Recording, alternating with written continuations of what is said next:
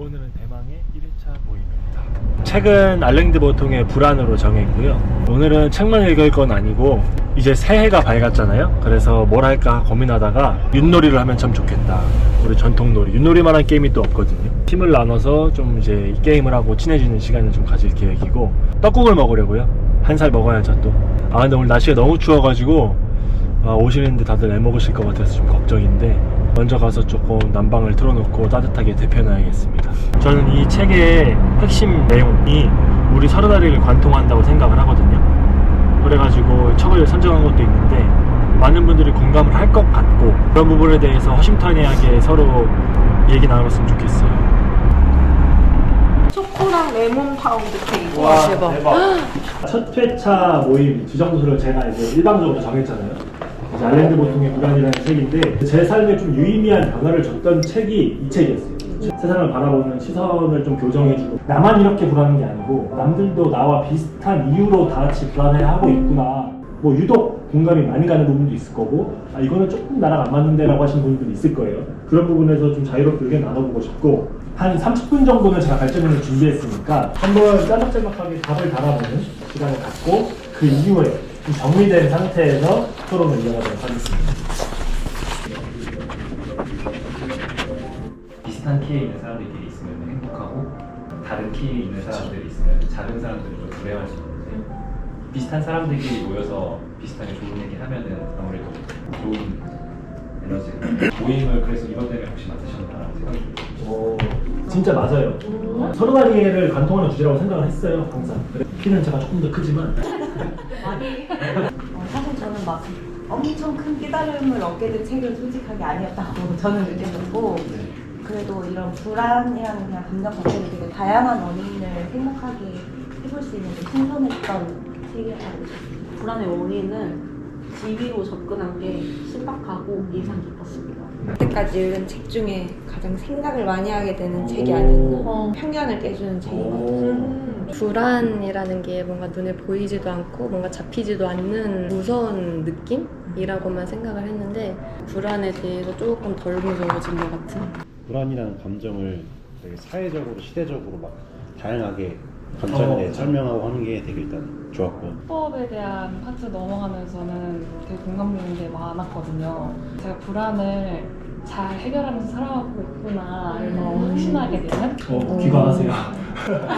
읽으면서 되게 재밌었어요. 진짜 막 밤새 읽었는데 어젯밤에 새로운 걸 깨달았다라기보다는 그동안 가지고 있던 그 막연한 불안감이 있었는데, 이게 어떤 표현으로 사용되어야 되는지, 어느 카테고리에 들어가야 하는지가 좀 정확하게 정리가 됐던 것 같아요. 내가 한국말을 읽고 있는데 한국말을 이해를 못하는 것 자체가 내가 책을 많이 읽었구나 생각이 들면서 조금 물림이 있었던 책이었어요. 이번 주에 제가 부서를 옮겼는데 여기에 나오는 그 지혜에 대한 불안, 그게 느껴지더라고요. 약간 처음 보는 업무에 낯선 사람들이랑 일을 하려니까 사람들이 날 어떻게 생각할지 좀 불안하고, 그래서 잘 할 수 있을까, 실수하지 않을까, 약간 그런 불안함이 요즘 생기더라고요.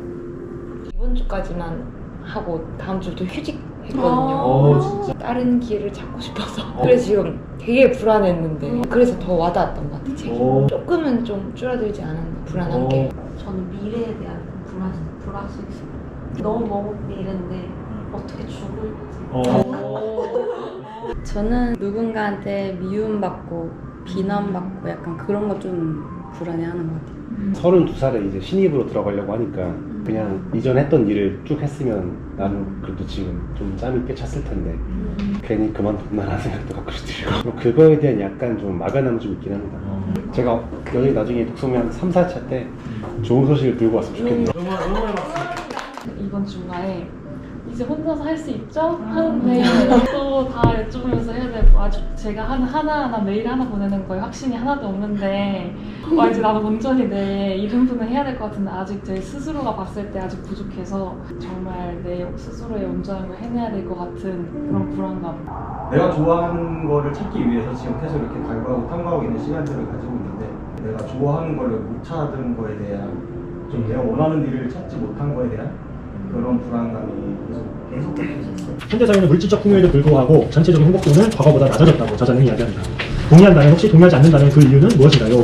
여기서 말하는 어떤 세속적 가치를 인간과 떼내서 생각할 수는 없다고 생각을 하거든요. 근데 그 물질적 풍요가 불행에서부터는 끄집어내는데 어떤 행복을 보장해주는 것은 아니라고 생각을 해요. 그러니까 이 사회 전반을 봤을 때 지금 풍토가 그런 것 같아요. 너무 평균 올려치기가 심하고 절대적인 행복도는 떨어지지 않았는데 상대적으로 각자가 느끼는 행복도가 떨어져 있는 것 같아서 좀 안타깝다. 행복을 느끼는 역치가 올라간다. 그렇게 생각을 했거든요. 동일한 사실 의미인 것 같고 행복을 느끼는 게 이 책에서 얘기한 것처럼 그 시대별로 개인별로 되게 다르잖아요. 옛날에는 작은 따뜻한 집이랑 세 끼니 먹을 정도의 밥만 있어도 그게 행복이라고 느끼던 시대가 있었던 반면 지금은 이제 그건 너무나 당연한 기본값이고 그 위에 얹어서 이렇게 생각을 하다 보니까 아무래도 행복의 역치가 과거에 비해서는 많이 올라가서 지금은 행복도 자체는 조금 더 떨어지지 않았나. 우리가 실제로 사는 게 지금 GDP 3만 불을 달성했대요, 우리나라가. 근데 SNS에 비춰지는 삶은 GDP가 15만 불이래요. 5배가 뻥튀기 돼 있대요. 다 편안하게 일상적으로 오마카세 먹고 요트 타고 휴양지 떠나고 하는 게 일상처럼 그려지는데 그런 삶을 하려면 GDP 15만 불에 걸맞는 삶이라는 거예요. 말씀하신 대로 행복에 대한 역치를 높일 수밖에 없는 조건이 되어 있구나. 안타까운 거죠. 이미 행복한데 행복한 줄 모르고 있는 거니까. 사실 저는 별로 한계라고 생각하지 않습니다. 어떤 체제들만의 각각의 장단점이 존재하기 마련이라 생각하기 때문에 이 완벽한 건 찾기 힘든 거거든요. 이 능력주의 자체는 일단 모든 사람에게 평등한 기회를 주고 소위 말해서 뭐 개천에서 용날 수 있는 기회가 일단 존재한다는 것 자체가 오히려 이게 옳게 된 사회가 아닌가라는 생각이 들었어요.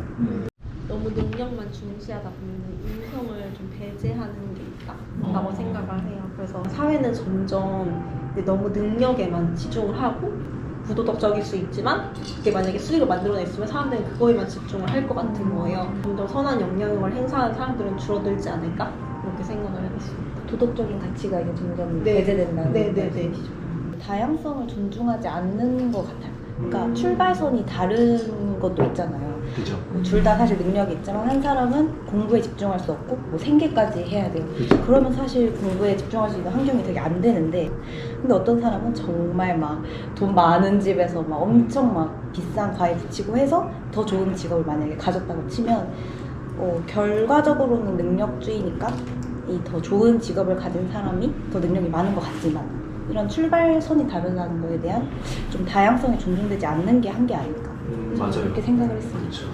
전 이 능력주의가 등장하게 된 배경이 사실 어떤 계급 사회에 대한 한계라고 생각을 해요. 노예로 태어나서 노예로 평생을 일만 하면서 핍박받으면서 살았던 사람들이 나도 똑같은 천부인권을 가진 존엄한 인간인데 왜 너네랑 다른 삶을 살아야 되고 그거를 그냥 응당 감내하다가 죽어야 되는지에 대한 반문이 있었을 거고 그 끝에 개천에서 용나는 사회를 만들자라는 노력으로 인해서 너도 노력해서 네가 업적을 이루면 그 업적에 충분한 보상을 받는 시스템을 만들어 놓을게. 그래서 시험을 만들어서 시험을 통과하면 과거 시험을 봐서 노예도 충분히 상인이 될 수 있고 양반이 될 수 있는 뭐 이런 사회를 만들자고 해서 이런 일련의 시도들이었다고 생각을 하거든요.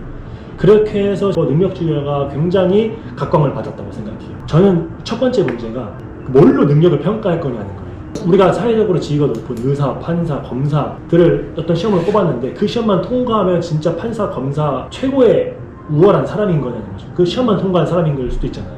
능력주의 차원에서는 맞죠. 열심히 시험 보고서 공부해서 합격했으니까 너는 그럴 만한 자격이 있으라고 주어주지만 실질적인 부분에서 아닐 수 있다는 게 그 평가 지표에 대한 얼마나 신뢰성이 있느냐에 대한 검증이 일단 먼저 필요할 것 같다는 생각이 먼저 들었어요.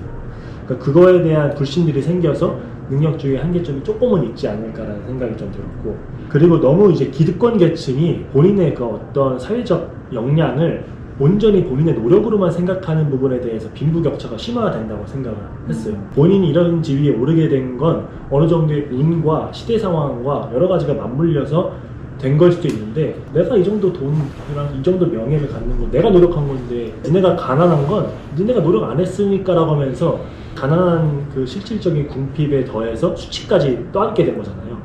내가 가난할 때 가난함을 얘기하는 게 되게 창피하잖아요. 나 이런 집에 살고 나 이런 작품 나 이런 백 메고 다니고 숨기고 이런 게 그 자체가 꼭 내 인간성을 드러내는 것 같다는 생각을 갖게 하는 사회적 인식이 있다고 생각을 하거든요. 사실은 그 가방이 그 사람을 나타내주는 건 아니잖아요. 그 차가 그 사람을 나타내주는 게 아닌 거죠. 우리가 능력주의 시대가 되면서 실질적으로 우리가 어떻게 인식을 바꾸냐는 부분은 어떤 정치적인 요소가 개입돼야 된다고 항상 생각을 했었어요. 선거를 하는 사람들한테 국가에서 발행하는 로또를 주는 거예요. 10,000명 정도 뽑아서 1억씩 줬으면 좋겠어요. 우리나라 1년 예산이 660조가 돼요. 1조라는 돈이 큰 돈인데 10,000명한테 1억씩 주는 거 저는 굉장히 좋은 선택이라고 생각을 했어요. 근데 운만 좋으면 1억을 얻을 수 있는 거니까 꼭 어떤 부가 대단한 네 능력만은 아니고 누군가 너 운으로서 얻을 수 있다는 걸 그냥 인식시켜주자는 차원에서 선거 열심히 하고 선거에서 운 좋게 1억 당첨될 수 있는 확률까지 얻을 수 있다면 저는 부라는 게 어떤 확률과 운의 작용도 있구나라는 걸 좀 다 같이 인식했으면 좋겠네요. 좀 재밌는 생각을 해보면서. 솔직히 저는 돈이 제일 중요한 가치라고 생각하긴 하거든요. 돈이 있어야, 기반이 있어야 어느 정도 다른 가치들도 조금 펼칠 수 있는 여유가 있다라고 생각을 하는데, 내 책에서 나와 있는 말이 좀 좋더라고요. 러스킨이라는 사람이 한 말이었는데, 친절, 호기심, 감수성, 겸손, 경건, 지성, 이 부유한 사람이 진짜 부유한 사람이다, 뭐 이런 내용의 글이었거든요. 이런 것들을 잘 조화롭게 돈과 이제 버무려서 잘 할 수 있는 게 중요한 가치라고 생각합니다.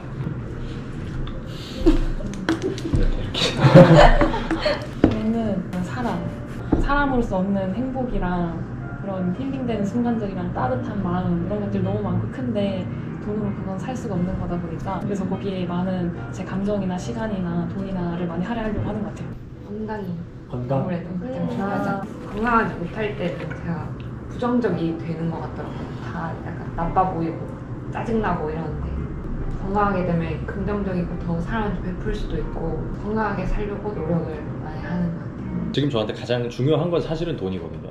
자기가 돈이 안 돼도 좋으니까 나는 이 일을 하겠다라고 얘기하시는 분들이 있는데 돈이 안 되면 그걸 굳이 왜 일로 하냐라는 얘기를 저는 계속 했었거든요. 네가 하고 싶으면 그냥 취미로 하면 되는 건데 너가 결국에 그걸 업으로 삼고 싶다라는 거는 그걸 통해서 너가 뭔가를 성취를 보장받고 싶다라는 얘기인 거고 그게 당장에 따라오는 돈이 아니더라도 인기나 혹은 어떤 명성을 얻고자 하는 건데 그 안에서 분명하게 수입은 따라오는 건데 어떻게 거기서 지금 그 돈과 오로지 너가 하고 싶어 하는 그 일만을 분리를 하느냐. 그럼 일이 아니라 취미로 열심히 하면 되는 건데 왜 그걸 업으로 삼고자라는 얘기를 하느냐라고 저는 계속 그렇게 얘기를 했었어요. 그런 모든 것들을 생각을 해보면 결국에는 사실은 돈으로 귀결되는 거 아닌가라는 생각을 계속 하게 돼요. 가장 필수적으로 따라와야 하는 요소는 결국에는 이제 경제적 성취다라고 저는 생각을 합니다.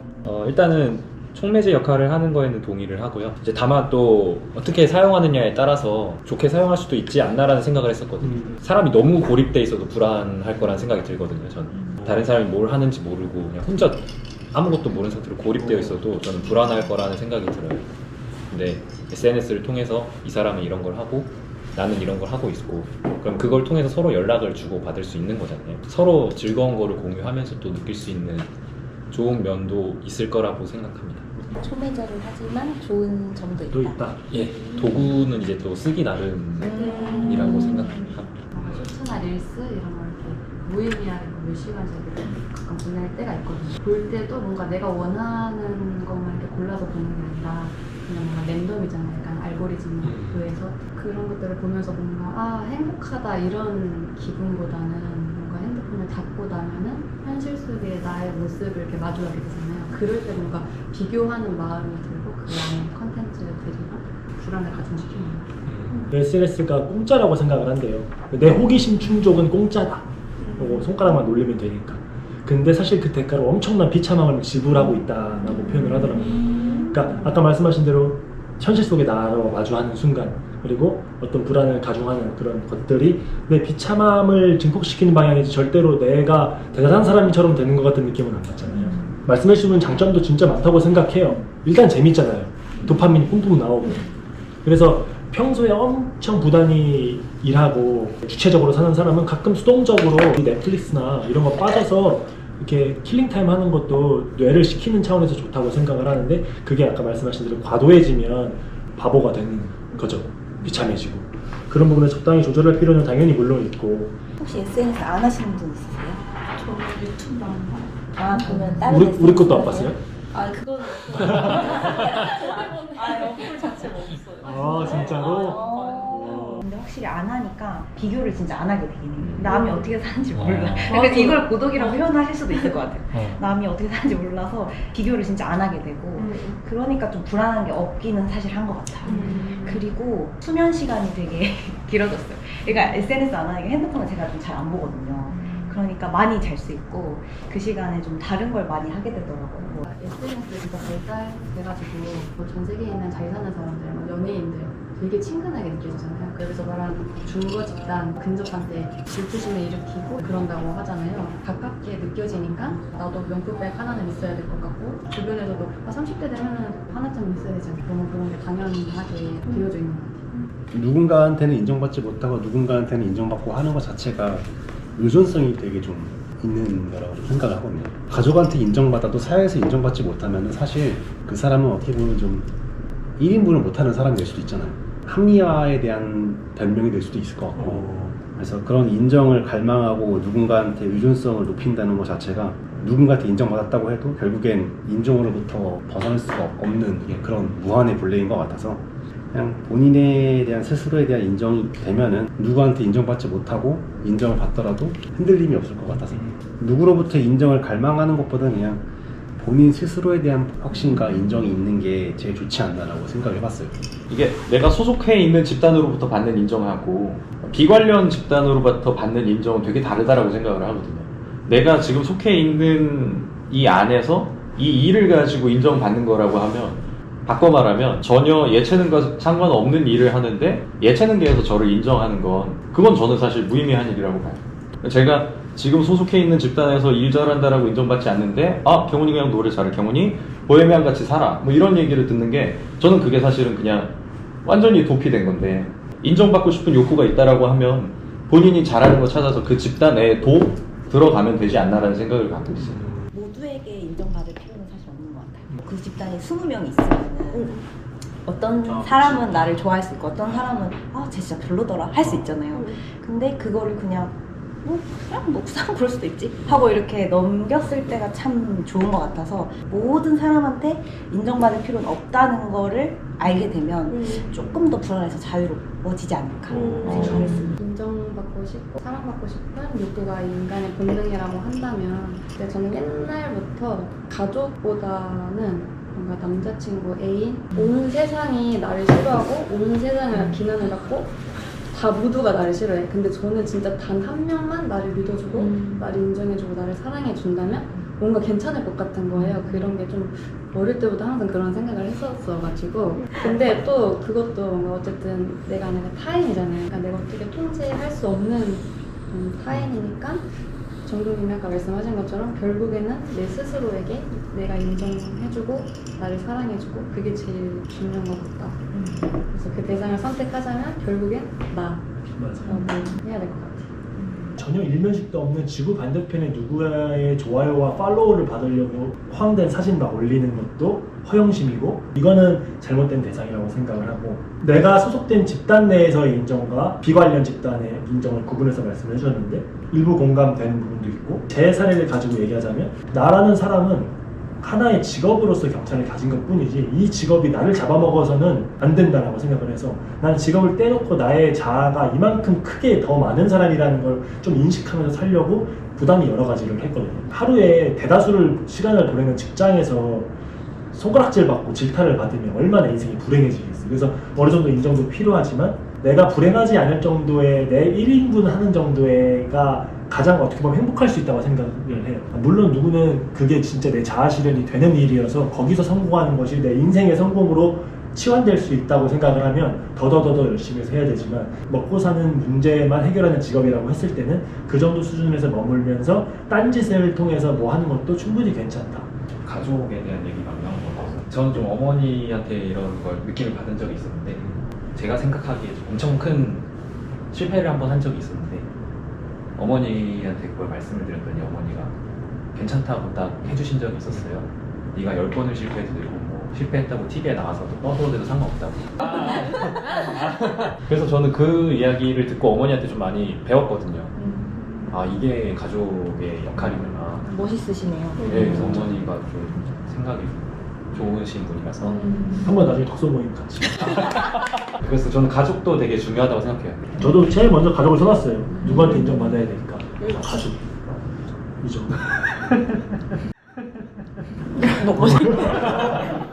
무서워. 왜 갑자기 빵 터지셨죠? 좋았어. 마지막으로 하고 싶은 이야기.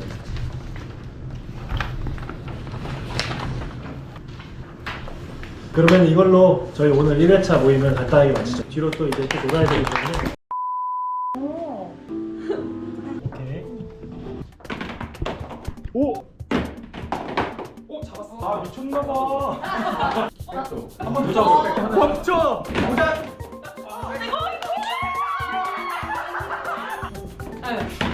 오!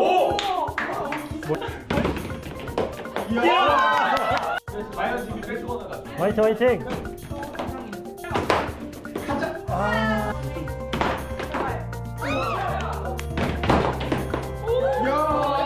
근데 이제 계속 달려야 돼요. 달리세요. 왜 안 달리셔? 진짜 안 돼. 왜냐면 내가 만약에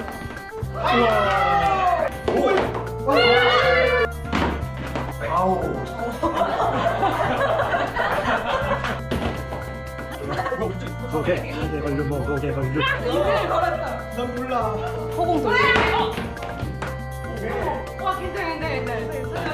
표정이 역적 보듯이.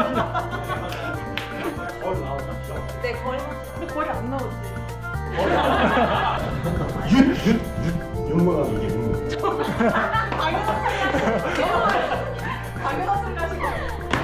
오! 여기 우리 인생이 담겨 있습니다. 올해 최고 부담스러워. 저 불안 생겼어요. 이제 식사하러 가시죠. 오늘 어떠셨어요? 아 오늘 오길 잘했다. 확실해요? 아 좋았습니다. 저희 저기서 건너올 건데. 아, 떡도 먹고 유의미한 하루를 보낼 것 같아요. 너무 즐거웠어요 오늘. 게임을 하니까 한층 더 친해져서 다음 모임도 편하게 이야기도 더 잘할 수 있지 않을까.